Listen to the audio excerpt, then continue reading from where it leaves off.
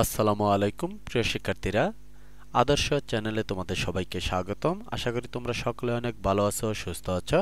তো আজকে আমি তোমাদের অষ্টম শ্রেণীর যে ইংরেজি ফার্স্ট পেপার বইটি আছে সে বইয়ের ইউনিট 2 লেসন 1 গুড ফুড এটা নিয়ে একটি চমৎকার ক্লাস ভিডিও তৈরি করেছি, যা আমি তোমাদের সামনে এখন উপস্থাপন করব।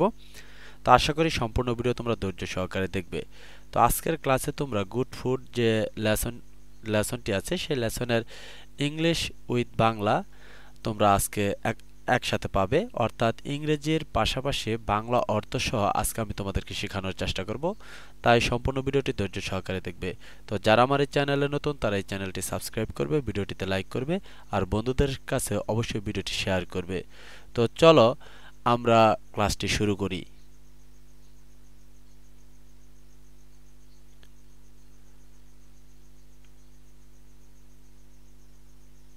প্রিয় শিক্ষার্থী বন্ধুরা, তো আজকের ক্লাসটিকে আমি কয়েকটি ভাগে ভাগ করেছি। তো আমাদের এখানে গুড ফুড এই অধ্যায়টিতে লেসনটিতে যে প্যাসেজটি দেওয়া আছে সেই প্যাসেজটিকে আমরা কয়েকটি ধাপে ভাগ করেছি খুব ভালোভাবে বোঝার জন্য। তো চলো একে একে আমরা প্যাসেজটি পড়ি।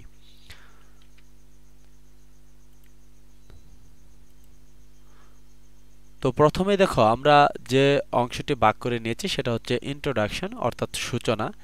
যেভাবে প্যাসেজটি শুরু হয়েছে আর কি, সেটা যে miss Rehana the English teacher is talking to the class about food. Miss Rehana ইংরেজির শিক্ষিকা, সে ক্লাসে খাবার সম্পর্কে বলছে। তো মূলত এভাবে আর কি প্যাসেজটি শুরু হয়েছে, তাই এটার নাম দিয়েছি আমি ইন্ট্রোডাকশন, অর্থাৎ সূচনা পর্ব, শুরুর পর্ব যেটাকে বলে আর কি। তো এটার দেখো সাবলীল বাংলা অর্থটা হচ্ছে ইংরেজি শিক্ষিকা মিস রেহানা ক্লাসে খাবার সম্পর্কে বলছে। তো আর ইংরেজিটা হচ্ছে miss Rehana the English teacher is talking to the class about food. তো পরবর্তী স্লাইডে দেখো আমরা এখানে যে বাক্যটি করেছি সেটা হচ্ছে ইম্পর্টেন্স অফ ফুড, খাবারের গুরুত্ব। তো খাবারের গুরুত্ব সম্পর্কে যে লাইনটি মিস রেহানা বলেছিল সেটা হচ্ছে food is very important for our body. খাবার আমাদের শরীরের জন্য খুবই গুরুত্বপূর্ণ। শি সেজ, সে বলছে, মানে সে বলেছে যে খাবারটা আমাদের শরীরের জন্য খুবই গুরুত্বপূর্ণ। We can't live without it, এটা ছাড়া আমরা বাঁচতে পারি না। So we must always have good food, তাই সবসময় ভালো খাবার খেতে হবে। তো আশা করি তোমরা এটা বুঝতে পেরেছো যে খাবারের গুরুত্ব সম্পর্কে বুঝিয়েছে যে খাবার ছাড়া আমরা বাঁচতে পারি না, খাবার আমাদের শরীরের জন্য খুবই গুরুত্বপূর্ণ আর আমাদের সবসময় ভালো খাবারগুলো খেতে হবে বা স্বাস্থ্যকর খাবারগুলো খেতে হবে। তো পরবর্তীতে দেখো বলেছে যে হোয়াট ইজ গুড ফুড, যে আসলে ভালো খাবারগুলা কি, স্বাস্থ্যকর খাবারগুলা কি। তো এখানে দেখো বলেছে হোয়াটস গুড ফুড টিচার, যে ভালো খাবার মানে কি ম্যাডাম। তো এখানে আস্ক এ স্টুডেন্ট, একজন শিক্ষার্থী বলল যে ভালো খাবার কি। What's good food teacher ask a student, একজন শিক্ষার্থী বলল ভালো খাবার কি ম্যাডাম। তো শিক্ষার্থী দেখো উত্তর দিয়েছে miss Rehana, good food means the right kind of food for good health Sage miss Rehana. তো মিস রেহানা বলেছে যে ভালো খাবার মানে হলো স্বাস্থ্যকর সঠিক ধরনের খাবার। তো এখানে গুড ফুড মিন্স, ভালো খাবার মানে the right kind of food for good health, যে তোমার স্বাস্থ্যকর সঠিক ধরনের খাবার হচ্ছে ভালো খাবার। তো শেষ মিস রেহানা বলে। তো আশা করি তোমরা এটা বুঝতে পেরেছো। তো পরবর্তী ধাপে আমরা চলে যাই। তো এখানে দেখো নিউট্রিশন অ্যান্ড নিডস। নিউট্রিশন মানে হচ্ছে পুষ্টি এবং নিডস মানে হচ্ছে প্রয়োজনীয়তা, যা আমাদের কি পরিমাণে প্রয়োজন এবং নিউট্রিশন পুষ্টি সম্পর্কে এই বাক্যটিতে বলা হয়েছে। যে তো এখানে বলা হচ্ছে ইট ইজ নিউট্রিশিয়াস, এটা হলো পুষ্টি। It must contain natural substance that our body needs to grow properly and stay healthy.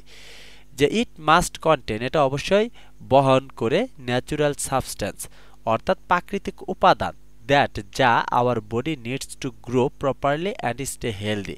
তো যা আমাদের কি হয় যে স্বাভাবিক বৃদ্ধির জন্য প্রপারলি এবং সুস্থ থাকার জন্য যা আমাদের শরীরের জন্য প্রয়োজন আর কি, তা বহন করে।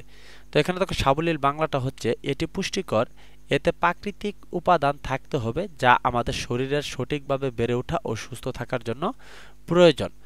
তো এখানে ইংরেজিতে কি বলা হচ্ছে যে it is nutritious, it must contain natural substance that our body needs to grow properly and stay healthy. তো আশা করি তোমরা নিউট্রিশন অ্যান্ড নিডস এর যে ধাপটি আছে সেটা তোমরা বুঝতে পেরেছ।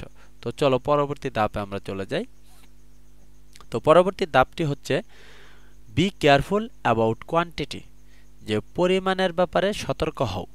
যা আসলে আমাদের কি পরিমাণে খাবার খাওয়া প্রয়োজন সে ব্যাপারে আমাদের সতর্ক হওয়া উচিত। খাবার ভালো লাগলেই যে প্রচুর পরিমাণে খেতে হবে তা কিন্তু না, আমাদের একটি নির্দিষ্ট পরিমাণ মতো খাবার খাওয়া উচিত।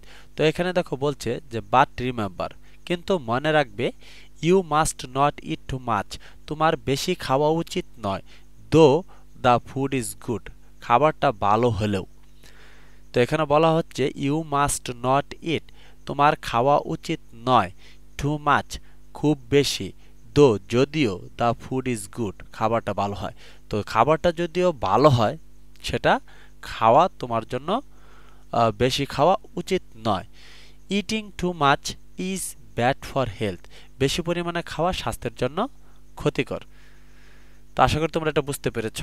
সাবলীল বাংলাটা তোমরা নিচে দেখে নাও যে এখানে লেখা আছে কিন্তু মনে রেখো খাবার ভালো হলেও বেশি খাওয়া যাবে না, অতিরিক্ত খাওয়া স্বাস্থ্যের জন্য ক্ষতিকর। তো পরবর্তী স্লাইডে চলে যাই। তো এখানে দেখো লেখা আছে হাউ মাচ ফুড, মানে কি পরিমাণে খাবার আমাদের খাওয়া দরকার। তো এখানে বলা হচ্ছে যে you have to eat only a certain amount of food, যে তোমাকে কি করতে হবে, সেই পরিমাণ খাবার খেতে হবে দ্যাট যা ইউর বডি নিডস, তোমার শরীরের জন্য প্রয়োজন। তো এখানে দেখো কি বলছে, you have to eat only a certain amount of food that your body needs. তো এখানে সাবলীল বাংলাটা হচ্ছে তোমার শরীরের প্রয়োজন অনুযায়ী নির্দিষ্ট পরিমাণ খাবারই খেতে হবে। তো আশা করি বুঝতে পেরেছ। পরবর্তী স্লাইডে দেখো এখানে আমরা দেখতে পাচ্ছি কি লেখা আছে যে ডিফারেন্ট নিডস, যে প্রয়োজনীয়তার পার্থক্য। তো এখানে দেখো বলা হচ্ছে যে so we do not need the same kind of food in the same quantity, it depends on your growth and physical structure. তো এখানে কি বলা হচ্ছে যে বাংলা অর্থটা হচ্ছে তাই আমাদের সবার জন্য একই ধরনের ও একই পরিমাণ খাবারের দরকার হয় না, এটা নির্ভর করে বেড়ে ওঠা ও শারীরিক গঠনের উপর।